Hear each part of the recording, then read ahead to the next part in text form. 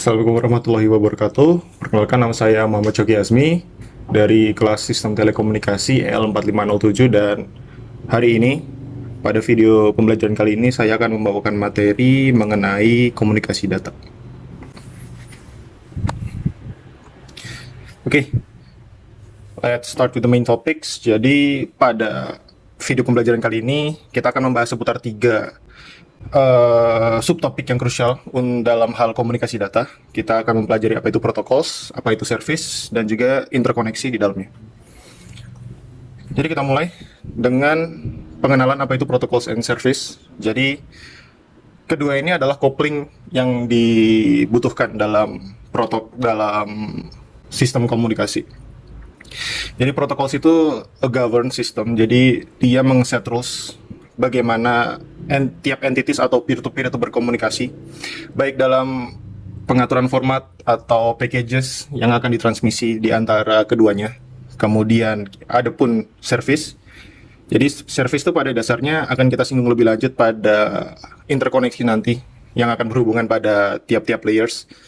Jadi service itu pada dasarnya apa yang pada tiap lapisan layers pada intrakoneksi itu akan berfungsi dan bagaimana yang akan bekerja, itu adalah sifat dari service. Dan pada data communication ini coupling dari keduanya itu adalah sangat penting, karena kita akan singgung lebih lanjut di topik selanjutnya, yaitu interconnection. Interconnection di sini kita akan membahas OSI layer. Jadi pada OSI layer kita punya 7 layer.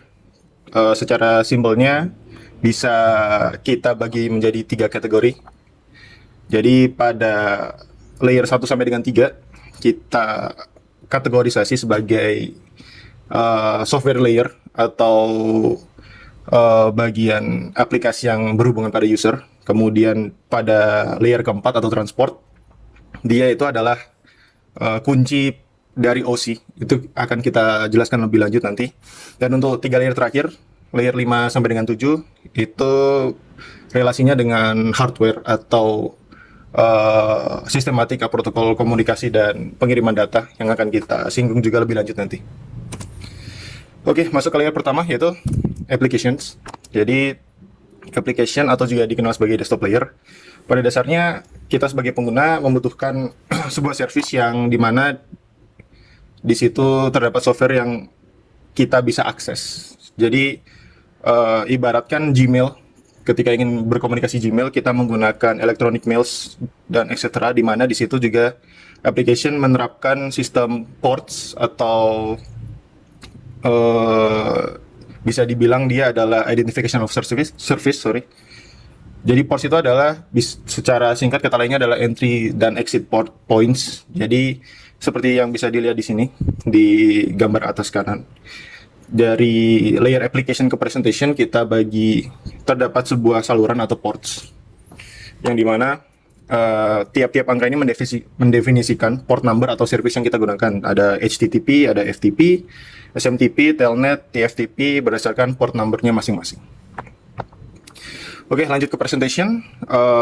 Ini adalah berhubungan dengan transmisi data. Jadi pada presentation layer ini dia nge-provide service di mana dia bisa memberikan transmisi data yang secure. Dan transmisi data yang secure itu didefinisikan berdasarkan bagaimana sistem kita mengencode, encrypt, dan decrypt.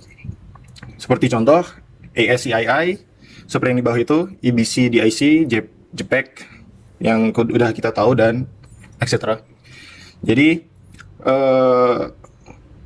ibarat kata setelah kita dapat akses terhadap application, data itu akan diberikan kepada presentation dan dikonversi menjadi format yang standar.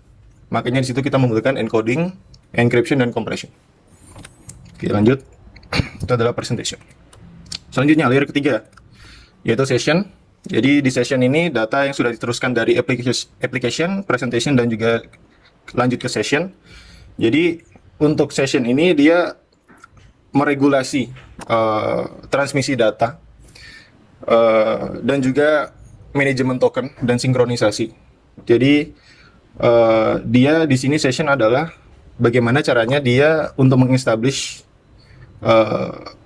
aplikasi untuk berkomunikasi dengan peer lainnya atau kubu lainnya. Jadi session ini penting, dan itu adalah overall dari software layer kita. Kemudian setelah session sudah establish, untuk menghubungi kubu lainnya, kita lanjut ke transport. Seperti yang sudah saya singgung sebelumnya, kalau kita sudah dapat session, kita lanjut transport. Jadi transport itu adalah, sudah tadi juga disinggung, adalah heart of OC layers. Jadi dia adalah transmisi package and repackage, dan bisa dibilang job description dari transport adalah yang sudah bisa kita lihat di bawah sini. Ada identifying service, multiplexing, demultiplexing, segmentation, sequencing and reassembling, error correction, dan flow control. Jadi identifying service kita tentukan dulu kita pakai TCP atau UDP, dan kemudian di antara komunikasi transport layer sebelumnya dan layer selanjutnya, kita sudah menyinggung ports. Itu ada ports. Jadi dia multiplexing dan demultiplexing berdasarkan ports yang digunakan dari ports HTTP atau etc. tadi, kemudian di demultiplexing melalui identifying service-nya TCP atau UDP agar bisa lanjut ke layer selanjutnya atau network. Dan juga sequencing dan reassembling. Jadi ibarat di sini ada contoh kita ingin mengirim hello, how are you. Nah, segmentasi berarti tiap kata itu akan disegmen sebelum ditransmisikan atau ditransportkan, seperti itu. Kemudian tentunya ada error correction dan flow control agar tidak ada miskomunikasi ibaratnya. Lanjut ke network layer. Tadi kita sudah menyinggung 3 layer paling atas, yaitu software layer. Kemudian lanjut ke transport, yaitu heart of OC-nya sendiri. Nah, sekarang kita masuk ke bagian hardware-nya atau technological aspeknya. Kita masuk yang pertama, ada network. Network ini lebih umumnya kita fokus kepada addressing. Jadi dia mendeterminasikan rute untuk yang akan digunakan komputer untuk mengirimkan data itu sendiri. Jadi kalau dilihat dari gambar di atas ini, setelah ditransportkan tadi kita dibagi segmen seperti hello, how are you. Itu kita bagi segmen dan kemudian direp oleh paket yang akan dikirimkan melalui router salah satunya, ataupun modem, ataupun alat interkoneksi yang lainnya yang bisa menghubungkan kita dengan perangkat lain. Oke, lanjut lagi. Kita masuk ke data link. Jadi setelah paketnya sudah kita paket, kita frame lagi. Nah, frame itu kita lakukan di data link. Jadi paket-paket mentah itu akan di-secure oleh data link sebelum dikirim ke physical layer. Jadi ada switching di situ.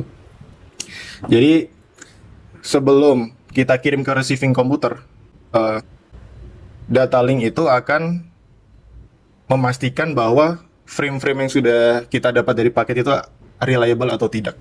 Jadi itu dideterminasikan pada data link ini. Dan kemudian tentunya yang terakhir, physical. Itu adalah kunci dari terlaksananya transmisi data. Atau kalau di sini bisa dilihat ada 2 node atau 2 kubu komputer A dan B, PC A dan B di sini. Jadi it defines the attached network. Jadi bagaimana ketika setelah kedua kubu itu tersambung, terkoneksi, physical layer itu bertanggung jawab mengirimkan frame yang sudah diproses oleh data link dan dikirimkan berupa wujud bits. Jadi bisa dilihat ini. Jadi komunikasi antara komputer A dan B, kedua node ini, dia akan berhubungan berdasarkan nilai bits, dan itu adalah main point dari physical layer. Oke, before we end, kita masuk ke bagian macam-macam pelayanan data. Tadi kita baru belajar tentang intrakoneksi, protokol dan service-nya. Nah, sekarang kita masuk ke macam-macam pelayanan data. Jadi mungkin kalian udah tahu di sini jaringan data, ada contoh jaringan data lokal, internet, tentunya layanan reservasi tiket, kebutuhan bank, iuran sewa, atau biasanya kita kalau mau beli token listrik, ya itu termasuk. Percetakan jarak jauh, mungkin ada yang pernah dengar fax, dan juga GPRS, atau ya sekarang digunakan di SIM card. Jadi ini kurang lebih macam-macam pelayanan data yang bisa kita gunakan untuk mentransmisikan data tersebut. Ya, itu selebihnya kurang lebih materi mengenai komunikasi data yang bisa saya sampaikan perihal protokol, service, dan OC layer. Jadi kurang lebihnya mohon maaf dan terima kasih.